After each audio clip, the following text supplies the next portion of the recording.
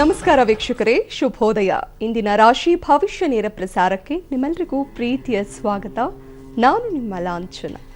ವೀಕ್ಷಕರೇ, ಕೆಲವು ತಿಂಗಳುಗಳ ಹಿಂದೆ ನೆನಪಿರಬಹುದು, ಅಂದರೆ ಎಲೆಕ್ಷನ್ಗೂ ಮುಂಚೆ ನಮ್ಮ ಗುರೂಜಿ ಒಂದು ಭವಿಷ್ಯವನ್ನು ನುಡಿದಿದ್ರು.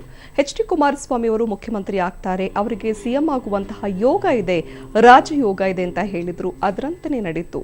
ಇನ್ನು ನೋಡೋದೇ ಆದರೆ ಈ ಒಂದು ಕುಮಾರಸ್ವಾಮಿ ಆಗಿರುವಂತಹ ಮುಖ್ಯಮಂತ್ರಿಗಳಿಗೆ ಗುರುಬಲ ಇದೆಯಾ, ಅವರು ಅಧಿಕಾರದಲ್ಲಿ ಮುಂದುವರಿತಾರಾ ಅನ್ನೋದ್ರ ಬಗ್ಗೆ ಇವತ್ತಿನ ಕಾರ್ಯಕ್ರಮದಲ್ಲಿ ನಮ್ಮ ಗುರೂಜಿ ವಿಶೇಷವಾದ ಮಾಹಿತಿಯನ್ನು ತಿಳಿಸ್ತಾರೆ.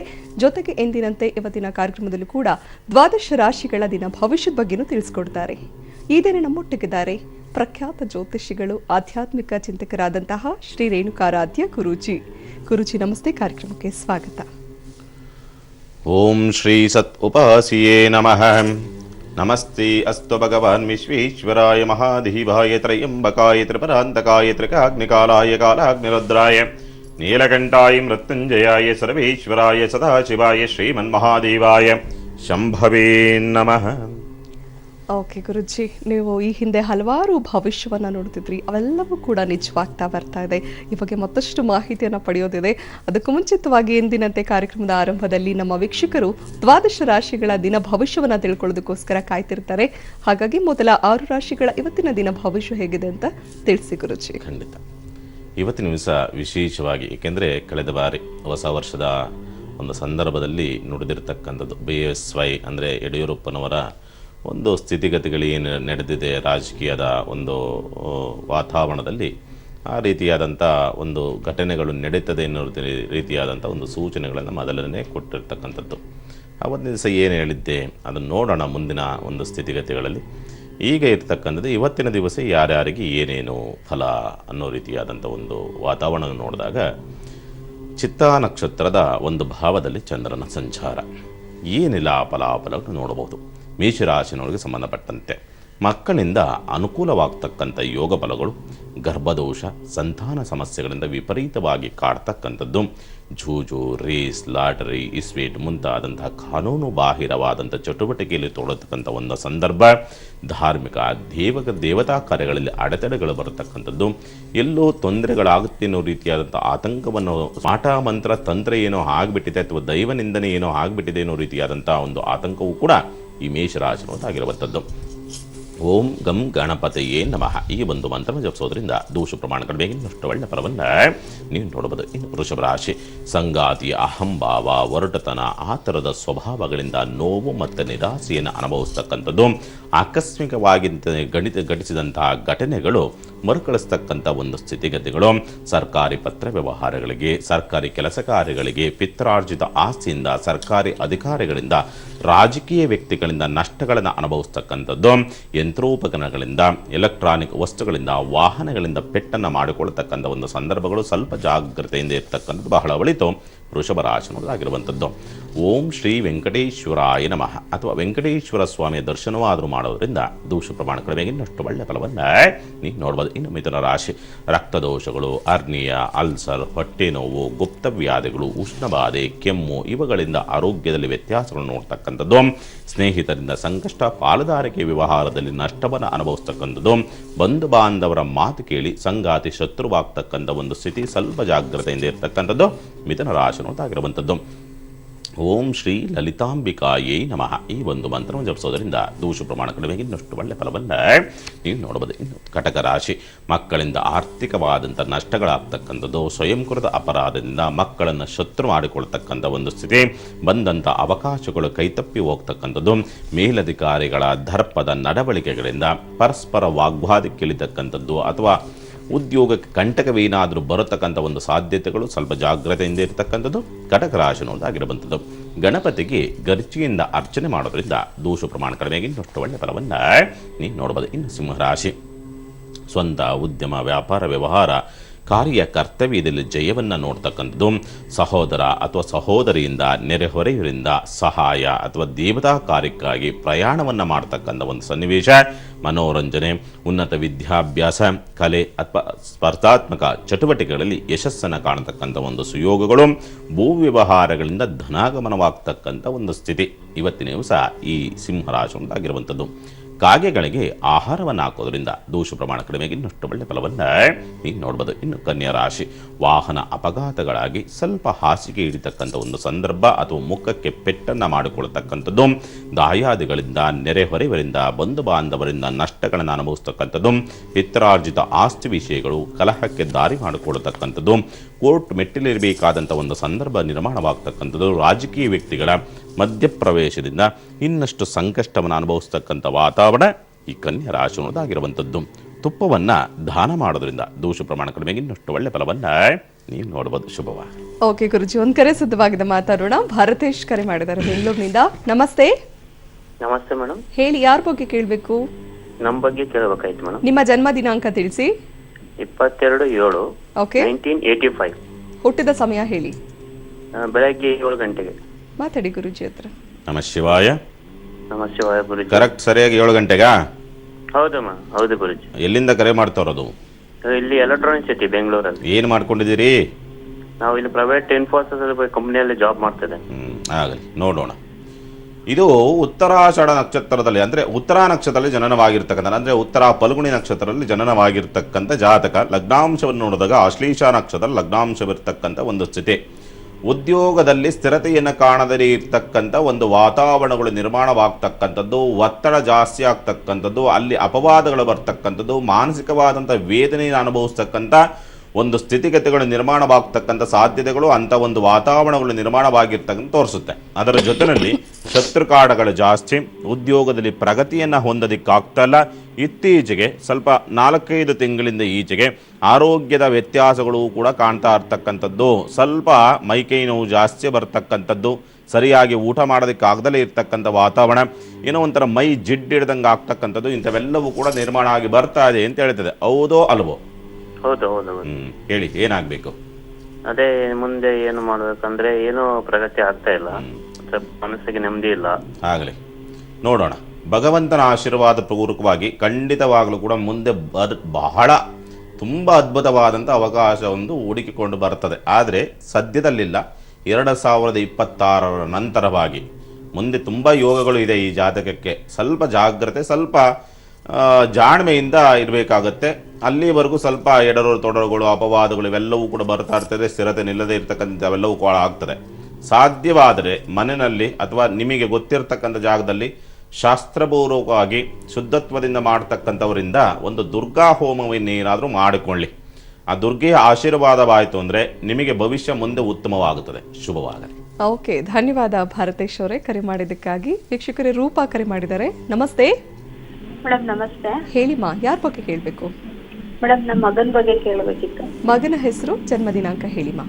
27/4/2001 ಬೆಳಗ್ಗೆ 10:30. ಕಿರಣ್ ಅಂತ. ಓಕೆ ಮಾ, ಮಾತಾಡಿ ಗುರುಜಿ ಹತ್ರ. ನಮ ಶಿವಾಯ. ನಮಸ್ಕಾರ ಗುರುಜಿ. ಎಲ್ಲಿಂದ ಕರೆ ಮಾಡ್ತಾರದ ತಾಯಿ?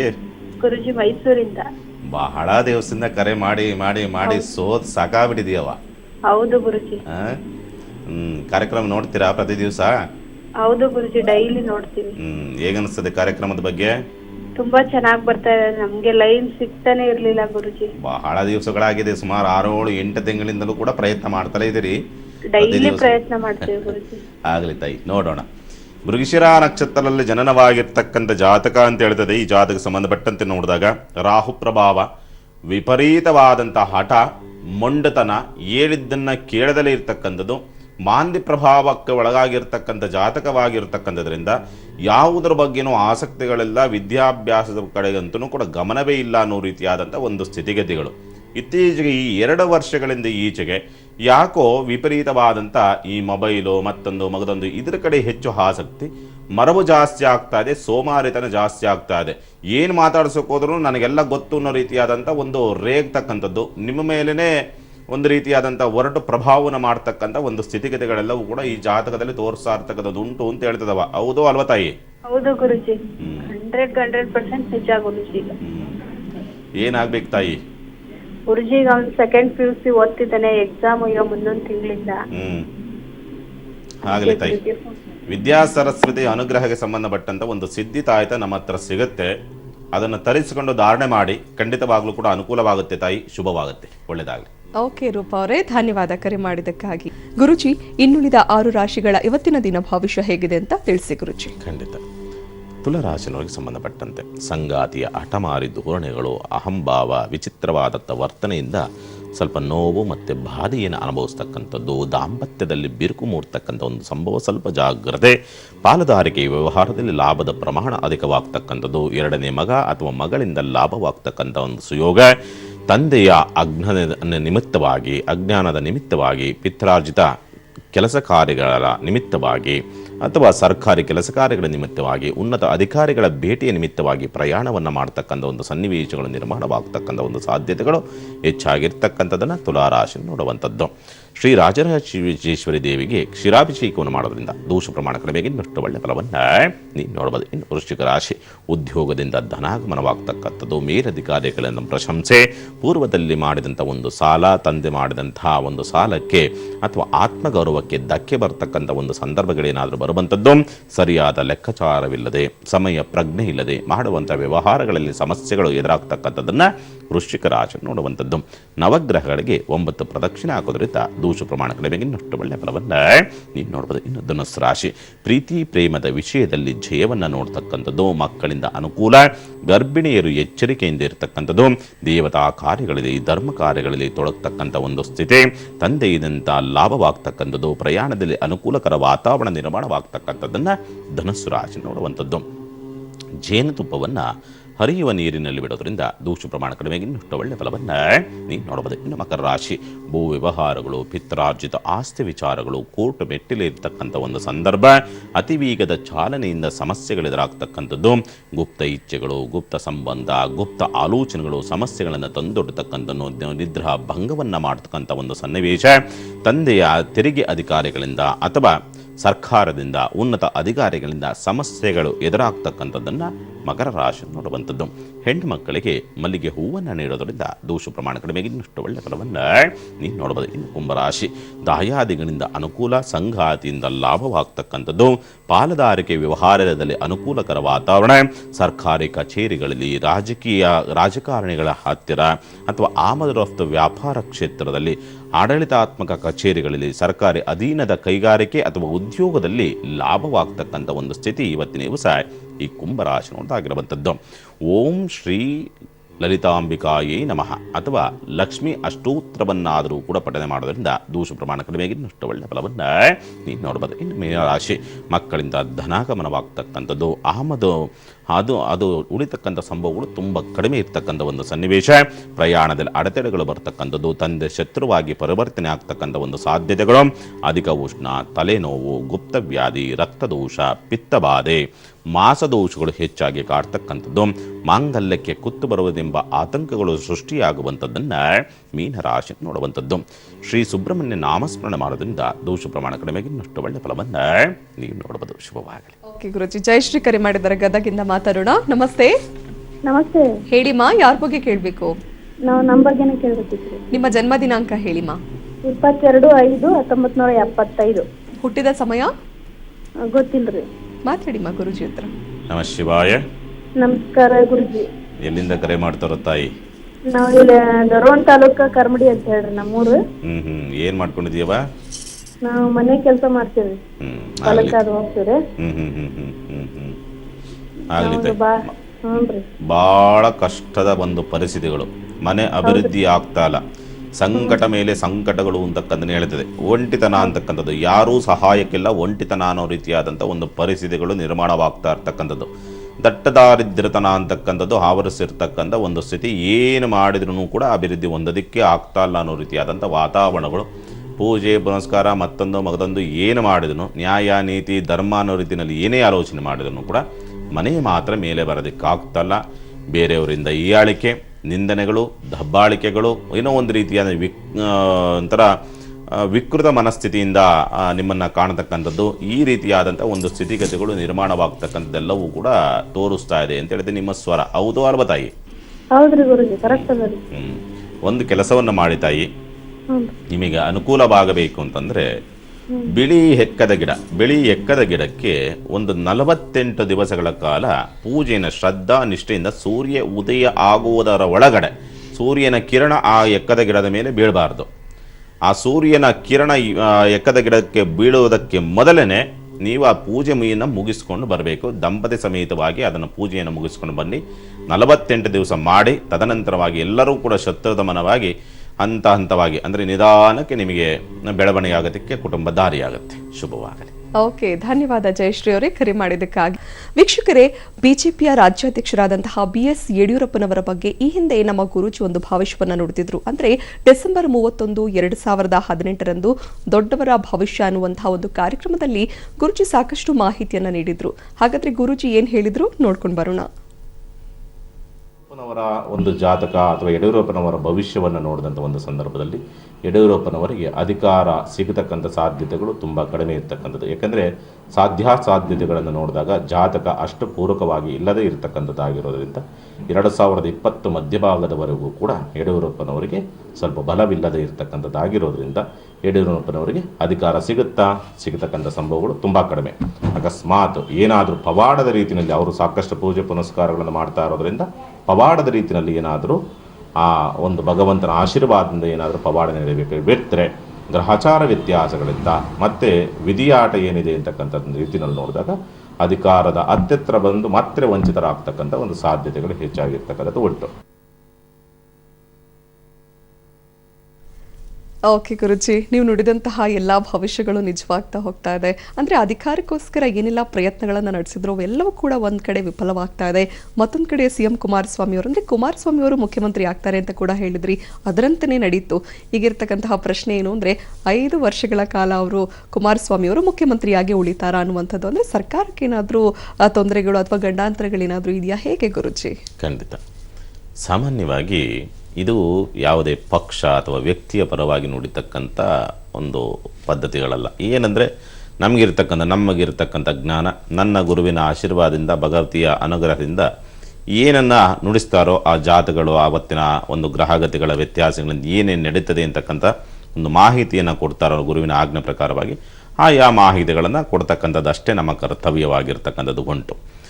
ಯಡಿಯೂರಪ್ಪನವರ ಬಗ್ಗೆ ಏನೇ ಪ್ರಯತ್ನ ಮಾಡಿದ್ರೂ ಕೂಡ ಅದು ಎಲ್ಲವೂ ಕೂಡ ವಿಫಲವಾಗ್ತಕ್ಕಂಥ ಎಲ್ಲ ಯೋಗ ಫಲಗಳು ಕೂಡ ಅವರ ಜಾತಕದಲ್ಲಿದೆ. ಗ್ರಹಗಳು ಅದಕ್ಕೆ ಬೇಕಾದಂಥ ರೀತಿಯಲ್ಲಿ ಪೂರಕವಾಗಿಲ್ಲ ಅಂತಕ್ಕಂಥ ಒಂದು ಸ್ಥಿತಿ. ಅಂದರೆ ಅಧಿಕಾರವನ್ನು ಹಿಡಿಯತಕ್ಕಂಥ ಯೋಗ ಫಲಗಳು ಬರುವಂಥ ರೀತಿಯಲ್ಲಿ ಗ್ರಹಚಾರಗಳು ಅಥವಾ ಗ್ರಹಗಳು ಪೂರಕವಾಗಿಲ್ಲ ಅನ್ನೋ ರೀತಿಯಾದಂಥ ಮಾಹಿತಿಗಳನ್ನು ಮೊದಲೇ ಕೊಟ್ಟಿರ್ತಕ್ಕಂಥದ್ದು ಉಂಟು. ಏಕೆಂದರೆ 2019 ಪ್ರಾರಂಭ ಆಗೋದಕ್ಕೆ ಮೊದಲೇ ಡಿಸೆಂಬರ್ನಲ್ಲಿ ಅದನ್ನು 31ನೇ ತಾರೀಕು ಕೊಟ್ಟಿರ್ತಕ್ಕಂಥ ಮಾಹಿತಿ. ಇನ್ನೂ ಸಾಕಷ್ಟು ಮಾಹಿತಿಗಳನ್ನು ಕೊಟ್ಟಿದ್ದೇವೆ. ಏಕೆಂದರೆ ಸರ್ಕಾರ ಉಳಿತದ ಬೀಳ್ತದ ಏನು ಎತ್ತ ಪ್ರತಿಯೊಂದು ಮಾಹಿತಿಗಳನ್ನು ಕೂಡ ಅದರಲ್ಲಿ ಕೊಟ್ಟಿರ್ತಕ್ಕಂಥದ್ದು ಉಂಟು. ಹಾಗೆಯೇ ಅಂದರೆ ಮುಂದೆ ಏನು ನಡೀತದೆ, ಸರ್ಕಾರ ಯಾವುದು ಬರಬಹುದು, ಮುಂದೆ ಎಲೆಕ್ಷನಲ್ಲಿ ಏನಾಗ್ತದೆ, 2019 ಮೇ ಎಲೆಕ್ಷನು, ಎಲ್ಲ ಮಾಹಿತಿಗಳನ್ನು ಕೂಲಂಕುಷವಾಗಿ ಅವತ್ತಿನ ದಿವಸ ಕೊಟ್ಟಿರ್ತಕ್ಕಂಥದ್ದು. ಅದರಲ್ಲಿ ಈ ಯಡಿಯೂರಪ್ಪನವ್ರಿಗೆ ಈ ರೀತಿಯಾದಂಥ ಒಂದು ಘಟನೆಗಳು ನಡೀತದೆ ಅಂತಕ್ಕಂಥ ಸೂಕ್ಷ್ಮ ಮಾಹಿತಿಗಳನ್ನು ಅಲ್ಲಿ ಕೊಟ್ಟಿರ್ತಕ್ಕಂಥದ್ದು ಅದೇ ರೀತಿಯಲ್ಲಿ ನಡೆದು ನೀವು ನೋಡಿದಿರಿ. ಸುಮಾರು 15 ದಿವಸಗಳ ಕಾಲ ಅದೆಲ್ಲವೂ ಕೂಡ ವಿಚಿತ್ರವಾದಂಥ ಒಂದು ಘಟನೆ. ಇನ್ನೇನು ಸರ್ಕಾರ ಬಿದ್ದೇ ಹೋಯಿತು ಅನ್ನೋ ರೀತಿಯಾದಂಥ ಒಂದು ಪರಿಸ್ಥಿತಿ ಬಂದು ಯಡಿಯೂರಪ್ಪನವ್ರಿಗೆ ಅಧಿಕಾರಕ್ಕೆ ಬರ್ತಾರೆ ಅನ್ನೋ ರೀತಿಯಾದಂಥ ಒಂದು ವಾತಾವರಣಗಳ ನಿರ್ಮಾಣ ಆದ್ರೂ ಕೂಡ ಅದ್ಯಾವುದೂ ಕೂಡ ವಿಷವರ್ತದಲ್ಲಿ. ಇನ್ನೊಂದು ಮಾಹಿತಿಗಳನ್ನು ಕೊಟ್ಟಿದ್ದೆ.